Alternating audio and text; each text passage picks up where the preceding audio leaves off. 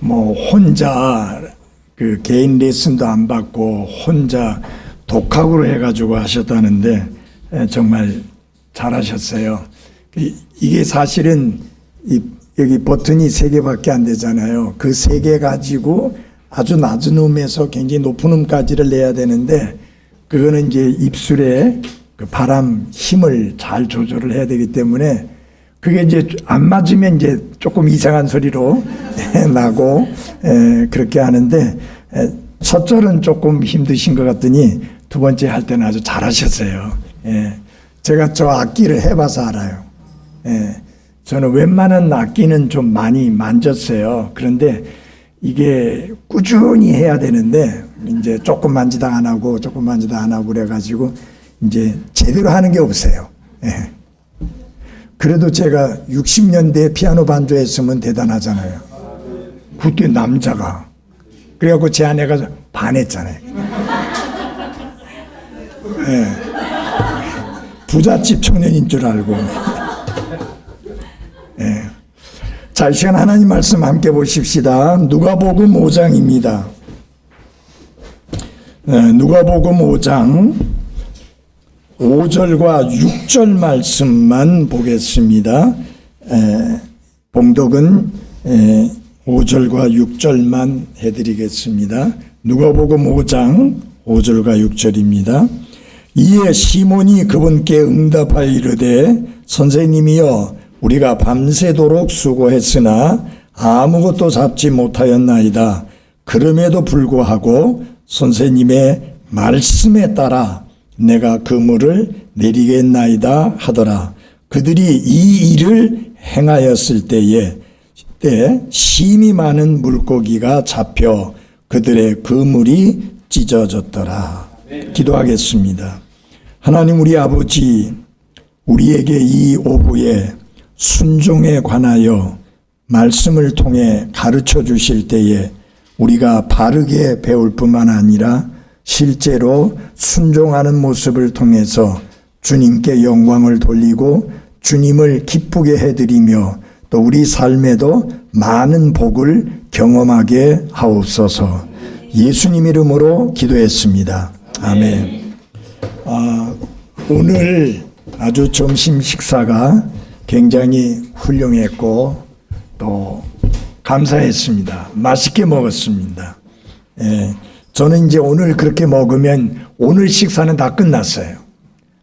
지금 이후로 아무것도 안 먹습니다. 그래서 저희는 하루에 2끼만 먹어요. 은퇴하고 나니까 돈이 없어서. 그게 아니고 벌써 10년 넘었어요. 그런데 의사가 하는 이야기가 만약에 기력이 없고 그 다음에 너무 사람이 지쳐서 힘을 못 쓸 만큼 되면 모르지만 그렇지 않으면 2끼 먹는 게 건강에 아주 좋다고 해가지고 계속 하고 있는데 정말 좋은 것 같아요. 일단 저희들이 엄청 잘 자요. 왜냐하면 배가 고프니까 속이 다 비어 있잖아요.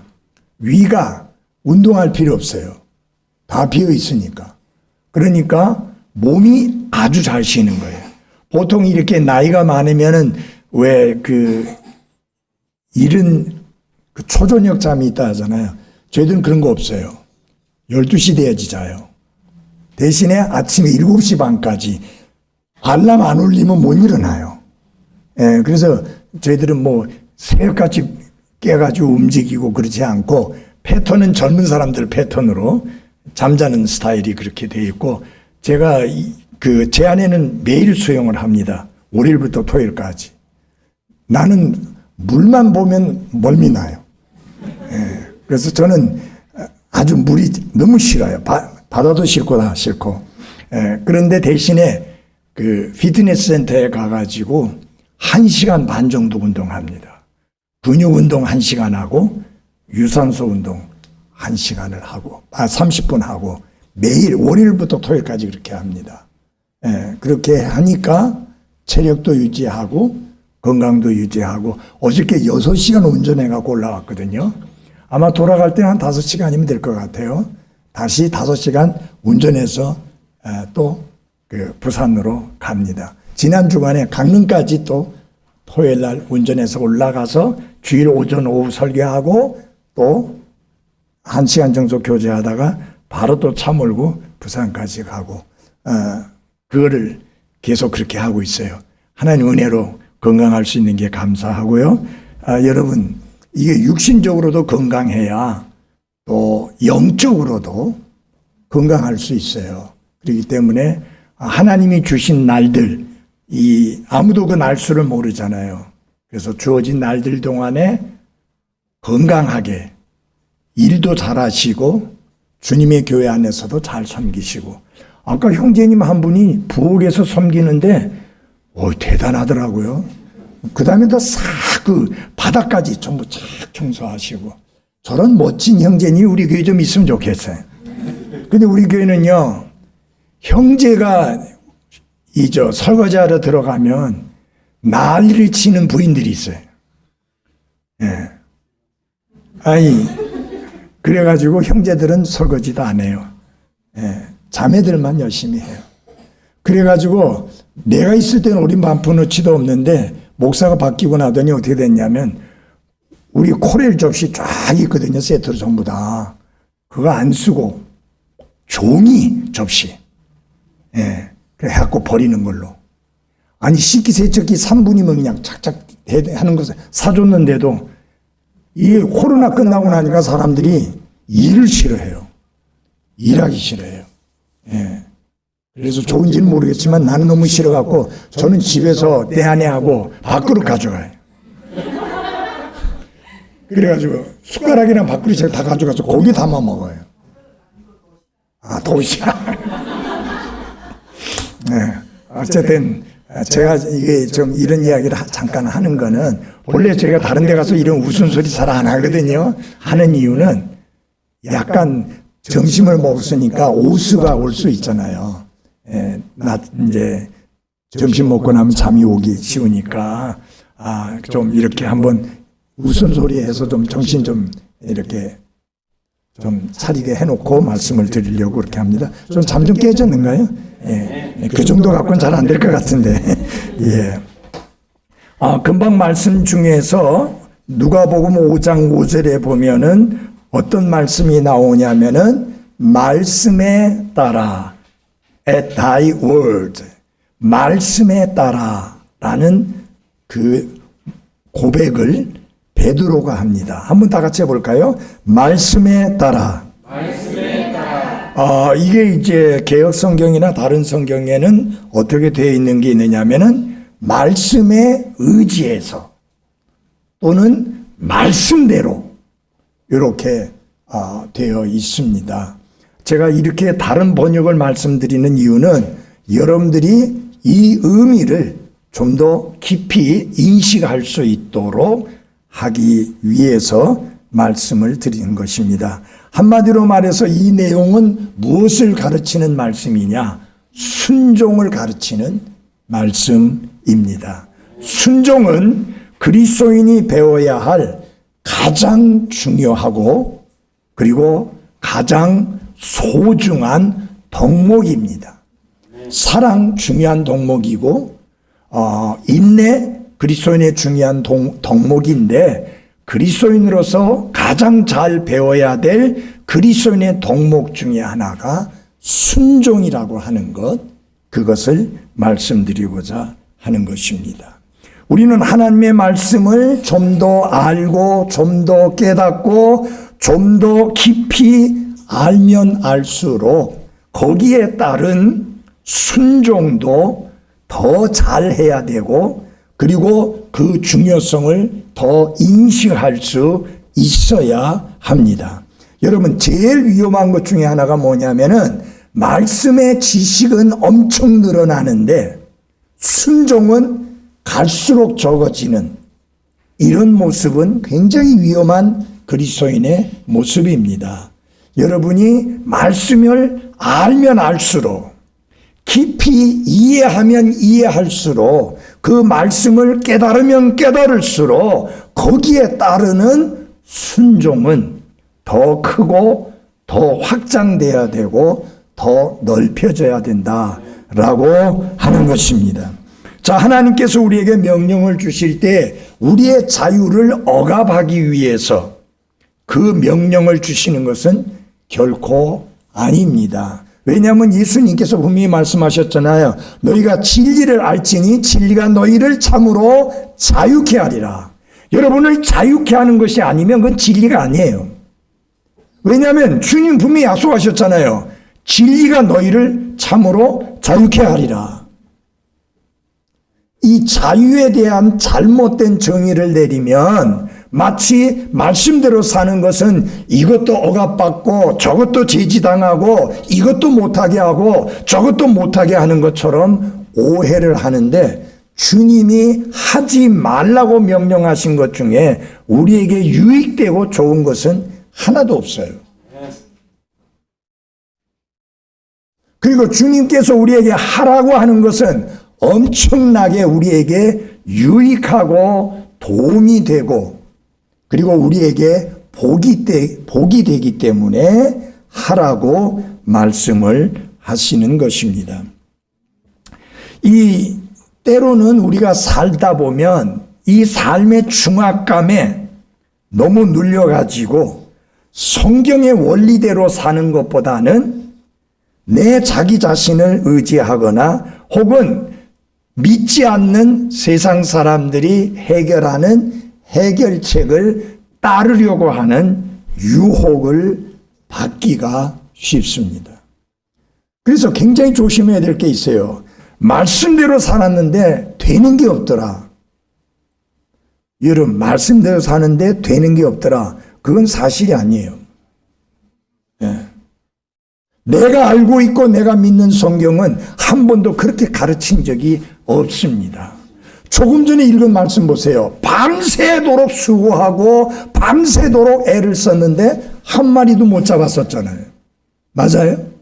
근데 주님의 말씀에 따라 말씀대로 하니까 너무 많이 잡혀가지고 그물이 찢어질 정도로, 그리고 이게 저인망식으로 배 한 대가 나가서 이렇게 고기를 잡는 게 아니라 여기 배 하나가 있으면 이쪽에 배가 있어서 그 밑으로 이 그물을 내려갖고 저인망식으로 끌어올리기 때문에 다른 배의 도움이 필요합니다. 그래서 동료 배를 더 오라 해가지고 그래서 실었는데도 배가 물에 잠길 정도로 많이 잡았습니다. 여러분, 말씀대로 해가지고 잘못된 거 있나요? 말씀대로 했기 때문에 두 배의 만선이 될 정도로 많은 고기를 잡았습니다. 그들은 밤새도록 고기 잡는다고 수고했는데도 한 마리도 못 잡았어요. 그러면 보십시오. 말씀대로 하는 게 손해보는 인생이에요? 아니에요. 결코 손해보는 인생이 아니에요. 말씀에 따라 사는 삶이 결코 손해보는 인생 아닙니다. 그래서 오늘 이 순종에 관한 말씀을 배우시면서 이제 우리가 어떻게 순종해야 되는지에 대하여 잘 배울 수 있는 좋은 기회가 될 수 있기를 바랍니다. 저는 찬송 중에 그 찬송을 참 좋아합니다. 실수가 없으신 하나님. 하나님 한 번도 나를 실망시킨 적이 없고 실수를 저지르신 적도 없고 때늦은 행동을 취하시는 경우도 없습니다. 우리 생각하기에 하나님이 너무 늦게 개입하시는 거 아니냐라는 생각을 가지지만 하나님은 때에 늦는 경우가 없습니다. 여러분 아시죠? 예수님은 때가 찼을 때에 이 땅에 오셨습니다. 때가 찼을 때 십자가에서 죽으셨습니다. 그 전에 예수님 죽으려고 절벽으로 밀어 떨어뜨리려고 해도 예수님 살 피해 가셨어요. 그러나 때가 찼을 때 예수님 십자가에서 죽으셨어요. 때가 찼을 때 부활하셨습니다. 때가 찼을 때 하늘나라로 승천하셨습니다. 때가 찼을 때에 그분은 다시 오십니다. 하나님은 그분의 계획에 있어서 시간을 늦추시거나 때를 놓치시는 경우가 전혀 없으시고 그분이 하시는 일에 있어서 실수가 있거나 혹은 능력이 부족해서 일을 처리하지 못하시는 그런 하나님이 아니라 그분은 천지전능하신 하나님이시며 언제나 신실하신 하나님이십니다. 그래서 우리가 하나님께 순종하고 따르는 삶이 얼마나 복이 되느냐 하는 걸 알 수 있습니다. 자, 여러분, 예수님이 지금 말씀을 가르치시고 있을 때에 많은 무리가 밀려왔다라고 말씀합니다. 자, 5장 1절 한번 보십시오. 또 이 일이 일어났으니 곧 사람들이 하나님의 말씀을 들으려고 그분께 밀려올 때에 그분께서 게네사렛 호숫가에 서니, 사람들이 밀려왔다고 하는데 마치 무엇과 같은 것이냐면 홍수처럼 그렇게 밀려왔다는 뜻입니다. 많은 분들이 그렇게 예수님이 말씀을 가르치는 곳에 밀려오게 되었습니다. 여러분, 흥미있는 사실은 흠정역 성경에서는요, 이 문구가 한 번도 번역된 적이 없어요. 그건 뭐냐, It came to pass라고 하는 그 말을 한 번도 번역을 안 했어요. 흠정역 성경에 보면. 근데 굉장히 중요하잖아요. 보십시오. 또 이 일이 일어났으니, 그리고 그 뒤에 무슨 일이 일어났는지 일어난 사건을 이야기하잖아요. 그래서 그 말을 번역을 했었으면 좋을 뻔했다라는 생각이 듭니다. 그런데 근본역에는 그거 다 번역했어요. It came to pass라고 하는 그 문구를, 그 구를 다 번역을 했습니다. 자, 예수님은 장차 사도로 부르실 베드로에게 이렇게 말씀하셨습니다. 배를 육지에서 조금 떨어지게 해라. 여러분, 이거 잘 생각하셔야 돼요. 지금 밤새도록 고기잡이하고, 고기잡이가 끝났기 때문에, 그러면 어부들이 어떻게 하느냐면요, 배를 끌어서 육지에 올려놓습니다. 그렇지 않으면 그냥 흘러 떨어 내려가잖아요. 그 육지에 올려놨는데, 그 육지에 올려놨으니까 빨리 그물을 싣고 집에 가야 되잖아요. 이 마누라하고 자식들이 지금 얼마나 고기를 많이 잡아오는지 기대하고 지금 기다리고 있는데 빨리 가야 되잖아요. 그런데 예수님이 베드로에게 배를 육지에서 떨어져서, 그러니까 이 강가에, 이 바닷가에, 호숫가에다가 대라는 이야기예요. 베드로가 그대로 했어요. 그렇게 했더니 예수님이 배 위에 앉으셔서 말씀을 전하게 되었습니다. 자, 그리고 난 다음에, 말씀을 마치시고 난 다음에 예수님은 베드로에게 또 다른 요구를 하십니다.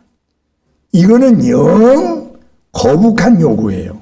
베드로가 듣기에 아주 거북한 요구예요. 뭐라고 했는지 보십시오. 5장 3절입니다. 그분께서 그 배들 가운데 하나인 시몬의 배에 오르셨는데 그에게 육지에서 조금 떨어지기를 청하시니라. 이에 그분께서 앉으시고 배에서 사람들을 가르치시더라. 이제 그분께서 말씀하시기를 마친 후에 시몬에게 이르시기를, 같이 한번 그 뒤에 읽겠습니다. 시작. 깊은 데로 나아가 너희 그물들을 내려 한번 끌어당겨 보라 하시니라. 그분의 말씀은 아주 간단 명료했어요. 배를 끌고 깊은 데로 가라. 그리고 그물을 내려라. 그리고 그물을 한번 당겨봐라. 베드로는 그 말씀에 순종했어요. 그리고 그 결과가 어마어마해요. 베드로도 복을 받았고 다른 사람들도 함께 베드로의 순종을 통해서 복을 받았어요. 자, 베드로를 통해서 주님이 우리에게 가르쳐 주시는 게 뭐냐? 예수님의 말씀에 순종하는 것이 얼마나 중요한 일인지를 가르쳐 주고 있습니다. 먼저 많은 사람들이 베드로의 복을 통해서, 베드로의 순종을 통해서 복을 받았는데, 왜냐하면 사람들이 불편 없이 예수님이 가르치시는 말씀을 들을 수가 있었습니다.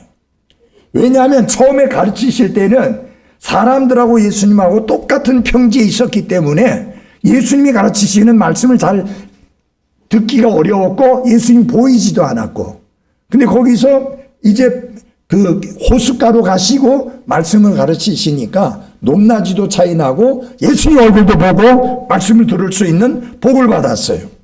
그다음에 예수님이 깊은 데로 나아가서 너희 그물들을 내려 한번 끌어당겨 보라고 했을 때 베드로가 순종했는데, 여러분 잘 보십시오. 그 깊은 데가 어디냐면요, 밤새도록 헛수고를 했던 그 장소예요.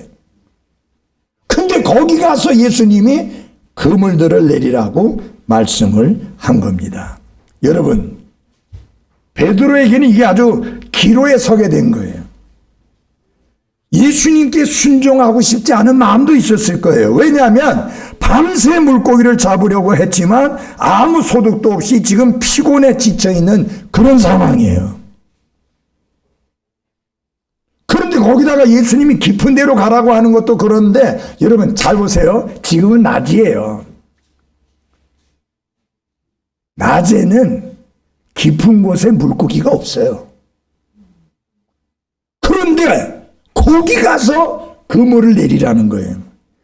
그렇지만 베드로는 피곤하고 지친 상태였지만 예수님의 말씀에 기꺼이 순종했는데, 오늘 설교 제목이잖아요. 말씀에 따라.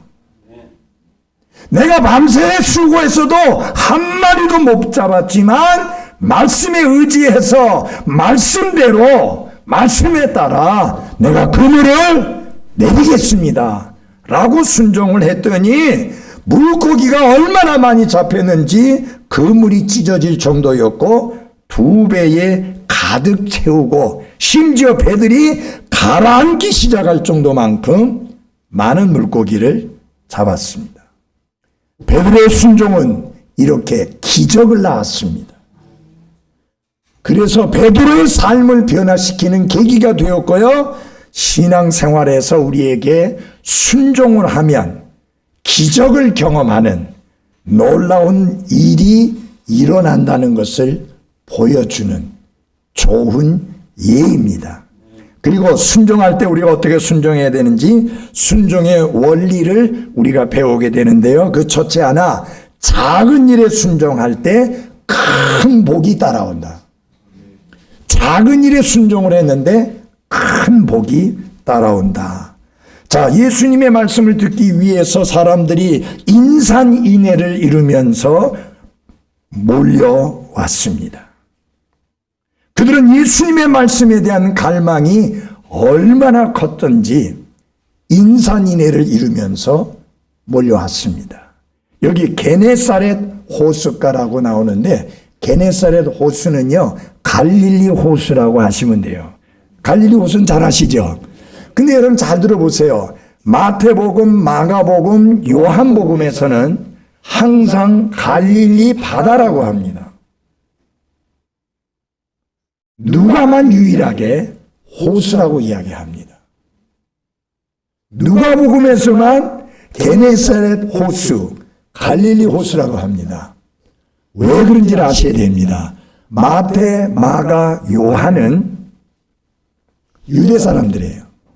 출신이 유대 출신인데, 제가 갈릴리 호수 가봤어요. 그 바다 아니에요. 호수예요. 이렇게 배를 타고 이제 저쪽 건너편으로 건너가는데 20분 조금 넘으면 도착할 수 있는 곳이에요. 그게 무슨 바다예요? 큰 호수예요, 그냥.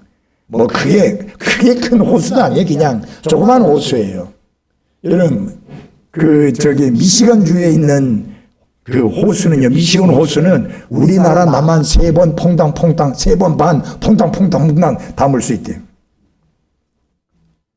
그게 호수예요. 근데 그거보다 더 큰 게 있어요. 7배 담을 수 있는 거 있어요. 호수라고 하는데 파도가 쳐요. 꼭 바다 같아요. 그러면 왜 누가 호수라고 했느냐? 그 사람은 그리스 사람이에요. 여러분 그리스 아시죠? 사면이 바다로 되어 있잖아요. 늘 넓은 바다를 보면서 커온 사람이기 때문에 누가 눈에는 그건 호수지 바다가 아니에요. 그러니까 다른 복음서에서만 바다라고 한 거예요. 어쨌든 간에 중요한 거는 예수님께서 이렇게 말씀을 가르치시고 난 다음에 이제 베드로에게 깊은 곳에 가서 그물을 내리라고 했는데, 여러분 이때 잘 들어주십시오. 베드로하고 그 다른 일행들이 뭘 하고 있었느냐. 배는 육지에 이미 끌어올려 놨고 그물을 씻고 있었어요. 그랬는데 그 배를 다시 육지에서 이 호수로 끌고 가라는 거예요. 그러면 뭐라고 이야기할 수 있겠어요? 아니, 예수님, 도대체 누군지 잘 모르지만, 선생님, 나 누군지 잘 모르겠는데, 그물을 씻느라고 바쁘고, 오늘 밤에 다시 고기잡이를 하려면 준비해야 할 일이 많은데, 지금 곤란합니다. 시간 없어요. 라고 거절할 수도 있었습니다. 맞아요? 예. 근데 여러분 잘 들어보십시오. 이에 베드로가 순종을 하니까 이 예수님의 말씀에, 이 어이없는 예수님의 말씀에 순종을 하니까 기적을 경험한 거잖아요. 여러분 처음에 배를 갖다가 바다에 띄우라고 하는 것도, 호수에 띄우라고 하는 것도, 그것도 영 부담스러운 말씀인데 더 부담스러운 것은 뭐냐? 깊은 데로 나아가 너희 그물들을 내려 한번 끌어당겨 보려라는 것은 더 어이없는 말씀이에요. 오늘 고기잡이 다 마쳤습니다. 지금 다시 내가 고기를 잡는 것은 시간 낭비뿐입니다. 왜? 내가 고기 잡는 일에 전문가이지만 시간적으로 지금 맞지 않습니다. 거기 가다 고기 없어요. 라고 할 수 있었는데 베드로는 한마디로 순종했어요. 거기서 중요한 거예요. 밤새도록 수고했지만 한 마리도 못 잡았지만 말씀에 따라 말씀대로 말씀을 의지하여 그물을 내리겠나이다. 그러니까 이게 뭐냐면 상식을 초월하는 거예요. 그의 경험을 초월하는 거예요. 그렇지만 예수님의 말씀에 따라 내가 그물을 내리겠나이다. 이게 바로 순종의 원리예요. 이해 안 가요. 상식적으로 안 맞아요. 내 경험상 도저히 납득이 안 돼요. 그래도 예수님께서 말씀하셨기 때문에 그분의 말씀은 진리요. 그분은 틀림이 없는 분이기 때문에 말씀대로 말씀에 따라 순종하겠습니다. 그럴 때 기적을 경험한 거예요. 그들이 이 일을 행하였을 때에 힘이 많은 물고기가 잡혔다. 만약 베드로가 순종하지 않았다면 그는 그 놀라운 기적을 경험할 수 없었어요. 사실상 주님의 명령에 순종하는 데 있어서 베드로가 순종하는 그 일은 어마어마한 일은 아니었어요. 뭐 배를 좀 몰고 가서 그물 내리는 거, 그 어마어마한 일 아니에요. 작은 일이에요. 그러나 그 작은 일이지만 주님께 순종했을 때에 어마어마하게 큰 복을 받았습니다. 여러분 잘 보세요. 밤새도록 수고했는데 한 마리도 못 잡았는데 예수님의 말씀에 순종하니까, 그 단순한, 그 간단한, 그 쉬운 그 말씀에 순종하니까 어마어마한 양의 물고기를 잡았습니다. 이게 순종하는 자의 복이에요. 작은 순종에도 불구하고 주님께서는 크게 복을 더해 주신다. 여러분 우리가 알아야 돼요. 우리가 주님께 뭐 순종했다고 하지만 우리가 어마어마한 거 했어요? 아니에요, 여러분. 여러분 주님 때문에 감옥에 가셨어요? 주님 때문에 채찍에 맞아 죽을 뻔한 고비를 겪어보셨어요? 아니면 죽음 때문에 사느냐 죽느냐 하는 순교의 기로에 서보신 적 있어요? 그런 어마어마한 것에 순종한 경험 없어요, 우리는. 우리의 순종은 사실상 큰 게 아니에요. 작은 거예요. 단순한 거예요. 그런데 주님은 그 단순하고도 그 쉬운 그 순종을 했다고 엄청나게 큰 복으로 갚아주시는 분이 우리 주님인 것을 알고 감사하십시오. 여러분, 이 사실을 한번 생각해 보세요. 예수님은 나를 구원하시기 위해서 그분의 생명을 내어주셨어요. 나는 그 예수님께 뭘 드렸어요? 내가 시간을 들여서 주님께 헌신하고 순종하고 주님의 일을 한다고 하지만 얼마나 대단하게 했어요? 제가 50년 이상 하나님의 사람으로서 사역을 해왔지만 대단한 거 한 거 없어요. 작은 일을 했어요. 근데 주님은 내가 한 것보다 훨씬 크고 많은 것으로 복을 주셨어요. 나에게만 복을 주신 것이 아니라 나의 사역을 통해서 많은 분들이 복을 받게 해주셨어요. 그게 뭐냐? 작은 순종이지만 주님께 순종할 때 주님이 큰 복으로 복 주셨다. 아까 우리 이하나 자매하고 우리 교회 자매들 간증을 좀 나눴습니다마는 저는 지금도 참 눈물겨우도록 감사해요. 한 자매가 목사님 오늘 대학병원에 갔다 왔는데 폐암 말기래요. 6개월밖에 못 산대요. 기가 차잖아요. 그 자매가 수년 동안 교회 생활 안 하다가 돌아와 갖고 지금 회복하고 잘 섬기고 있는데 그런 진단을 받은 거예요. 기가 차잖아요.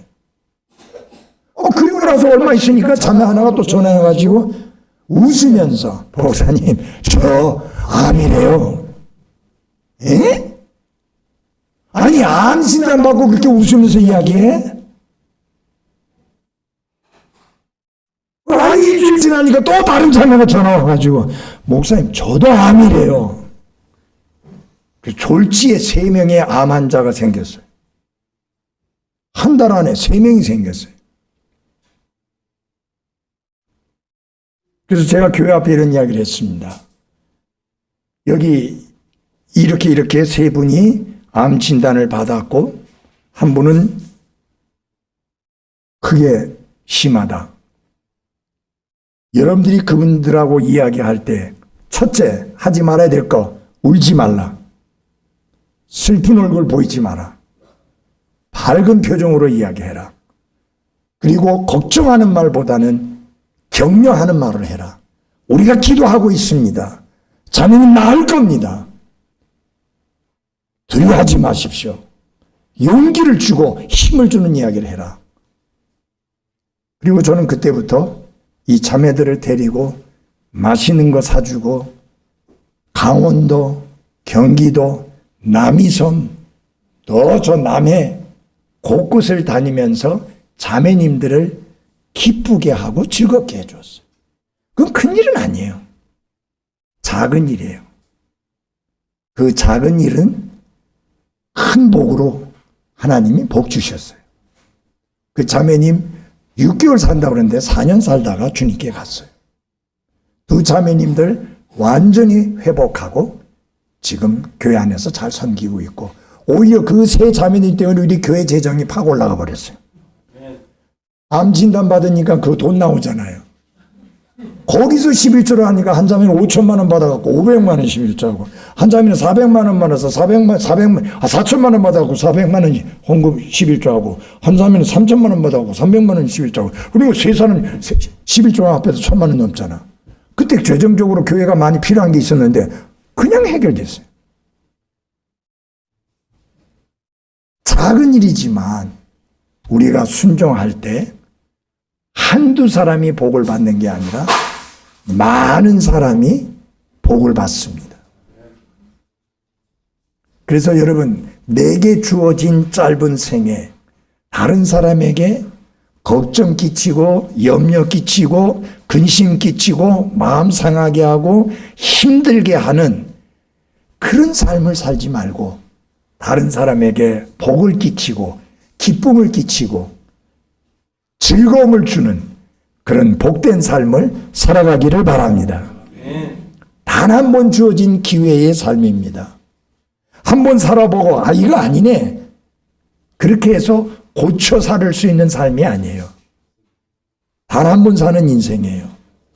어떻게 사느냐가 굉장히 중요합니다. 왜냐하면 내게 하나님이 이 땅 위에 태어나게 하시고 살 수 있는 놀라운 기회를 주셨잖아요.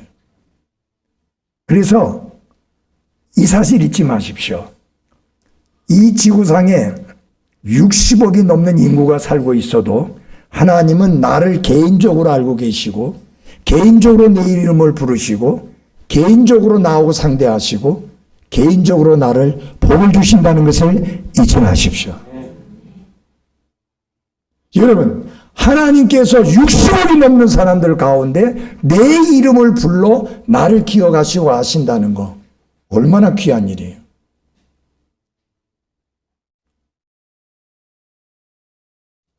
그러니 이 귀한 삶을 사는 여러분과 제가 얼마나 복을 끼치며 살아야 되겠어요.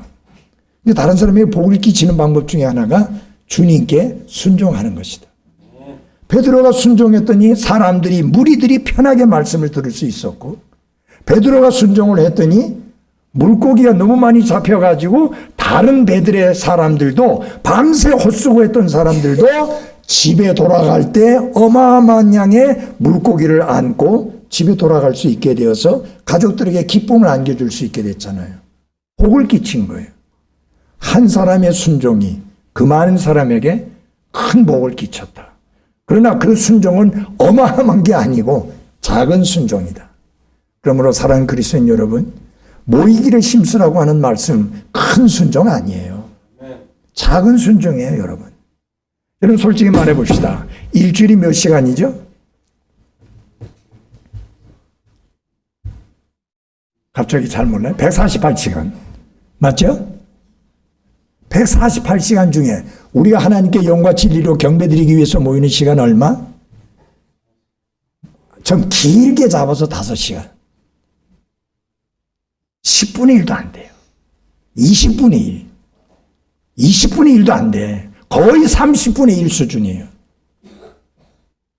하나님께 나를 구원해 주신 하나님께 내게 새 생명 주신 하나님께 날마다 은혜를 베풀어 주신 하나님께 내 모든 필요를 아시고 채워주시는 하나님께 감사함으로 영과 진리로 경배드리기 위해서 모이는 시간을 위해서 투자하는 그 시간이 일주일에 30분의 1도 안 되는데 그게 아까워서 그게 힘들어서 순종하지 못한다는 거 이거 부끄러운 일 아니냐 그 말이에요.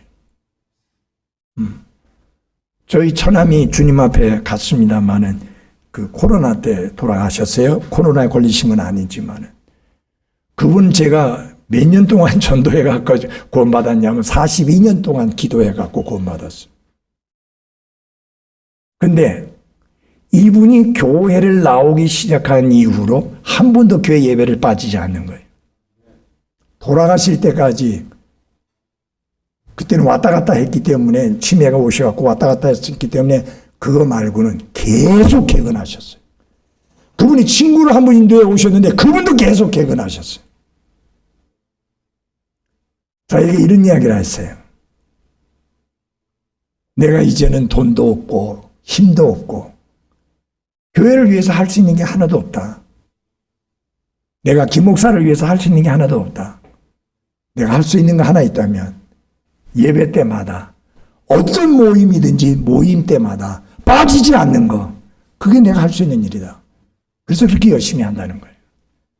지금도 기억하면 기억할수록 복이 돼요. 많은 헌금을 해서가 아니에요. 그분이 돈 잘 벌을 때 그런 이야기를 하더라고요. 내가 진짜 잘 나갈 때 교회 나가고 예수 믿었으면 건물 10층짜리 지어줄 텐데 그런 소리. 그때 그런 이야기 하면 뭐 하느냐고. 시간 다 보내놓고 나서. 이미 배는 떠났는데 여러분 그때 가서 후회하지 말고 오늘이라고 일컫는 동안에 힘써 순종하는 귀한 성도들 되시기 바랍니다. 여러분 기회라고 하는 건요 다시 그렇게 자주 오지는 않아요. 그러니까 오늘이라고 하는 이 중요한 시간, 순종하는 삶을 배우시면서 살아가기를 바랍니다. 이 순종은 이렇게 많은 사람에게 복을 끼치는데 한 가지만 더 말씀드리겠습니다. 불합리해 보여도 합리적으로 보이지 않아도 순종하는 것을 배우셔야 합니다. 예수님께서 깊은 데로 가서 너희 그물들을 내려 한번 끌어당겨 보라 라고 했을 때 물고기가 어디 있고 고기 잡이에 가장 적합한 시간이 언제고 어떻게 고기 잡는지를 가장 잘 꿰뚫고 있는 사람은 베드로예요. 예수님은 전혀 고기 잡는 거하고는 거리가 먼 분이잖아요. 소위 말하면 이렇게 여기저기 다니면서 설교하시는 설교자이시잖아요. 고기 잡는 일하고 관계가 멀잖아요. 그러니까 예수님께서 하신 말씀은 그가 알고 있는 상식이나 그가 알고 있는 지식이나 그가 알고 있는 경험과는 정반대로 불합리하게 말씀하신 내용이에요. 그렇지만 여러분, 베드로는 그 불합리하게 들리는 예수님의 말씀에 순종을 했어요. 그러니까 기적을 경험한 거예요. 저는 이 누가복음 5장 말씀에서 제일 좋아하는 말씀이 오늘 설교 제목이에요. 말씀에 따라. 말씀대로. 이거 이해가 안 갑니다. 이건 불합리적입니다.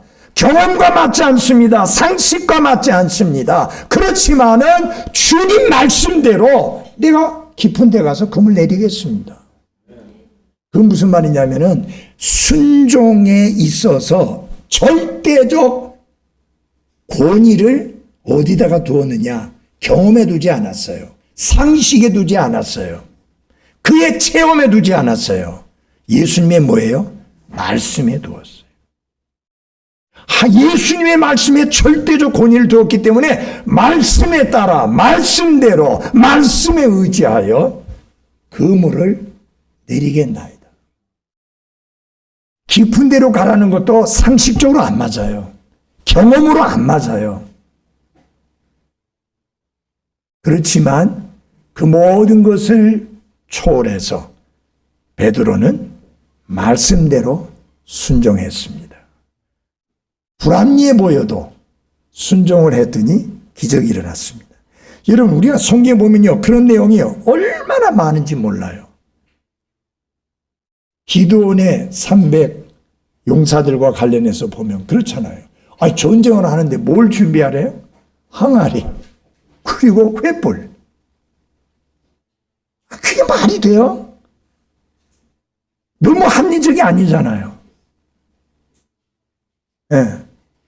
그래도 말씀에 순종했을 때 승리했습니다. 300명이 12만 명과 싸워서 승리했습니다. 여러분, 지금 이스라엘, 아랍 제국은 거의 2억에 가까운 사람들입니다. 이스라엘 300만 밖에 안 돼요. 그렇지만 나는 이스라엘이 결코 지지 않을 거라고 확신해요. 첫째, 하나님이 그들과 함께 합니다. 그들은 특별하게 보호받는 백성들이에요. 과거에 그렇게 적은 숫자로 이긴 게 많이 있잖아요. 여러분, 그 여리고 성 무너질 때 참 하나님이 너무 불합리한 명령 내리잖아요. 성 주위를 하루에 한 번씩 돌라. 마지막에 7바퀴 돌라 했잖아요. 굉장히 위험한 일이에요, 그거. 성 꼭대기에서 화살 쏘면 그거 다 맞아 죽는데. 그런데 그 성 주위를 돌라고. 그리고 마지막에는 7번 돌라 하고 소리 질러라. 소리 지른다고 그러면 벽이 무너져요? 그 성벽이 무너져요? 근데 그들이 말씀대로 그렇게 하니까, 말씀에 따라 말씀에 의지해서 그대로 순종하니까 기적이 일어났잖아요. 여리고 성이 무너져 내렸잖아요. 여러분, 그 후에 그들이 자기들의 힘으로 이긴 줄 알고 아이성을 공격할 때는 아이고 우리 다 갈 필요 없어요. 몇천 명만 모여도 돼요. 예? 몇천 명만 모여도 충분히 이기고 남아요. 그래 했다가 혼쭐 났죠. 여러분 그게 뭐예요? 어리석은 생각이에요. 그들의 힘으로 이긴 거 아니에요. 그들의 군사력으로 이긴 게 아니에요. 말씀에 따라 순종했기 때문에 이겼던 기적이에요. 그래서 여러분 기억하십시오. 불합리하게 보여도 상식과 경험과 내 지식에 안 맞게 보여도 순종하면 기적을 경험한다. 그것을 기억하시기를 바랍니다. 이제 결론적으로 말씀드린다면 순종하면 결코 실망하지 않는다. 왜요? 하나님은 나를 한 번도 실망시키신 적이 없습니다. 의지하고 순종하는 길은 복된 길이로다. 여러분, 하나님께서 하나님의 사람을 세우셔서 하나님의 말씀을 선포하게 합니다. 여러분이 스스로 성경을 읽으실 때 하나님이 여러분에게 또 직접 말씀하십니다. 똑같아요, 그 권위는. 내가 개인적으로 하나님이 주시는 말씀을 받든지 하나님이 세우신 사람을 통해서 하나님의 말씀을 받든지 똑같아요. 그 권위는 똑같아요. 말씀에 따라 순종할 때 절대로 실망하지 않는다 라는 사실입니다. 성경에 보니까 그들이 이 일을 행하였을 때, 이 일이 뭐예요? 말씀에 따라 행하였을 때에 심히 많은 물고기가 잡혔다. 예수님은 베드로와 그 일행들을 실망시키지 않으셨습니다. 사랑하는 그리스도인 여러분, 여러분과 제가 이 땅의 삶을 살면서 우리가 구원받기 전에 무슨 자식? 불순종의 자녀, 불순종의 자식이었어요. 구원받고 나서 우리가 어떤 자식으로 바뀌었어요? 자녀로? 순종의 자녀로 바뀌었잖아요. 신분이 바뀌었잖아요. 여러분 잘 보십시오. 불순종의 자녀였을 때 순종하는 건 너무 힘든 일이에요. 체질적으로 안 맞아요. 그거는. 본성적으로 안 맞아요.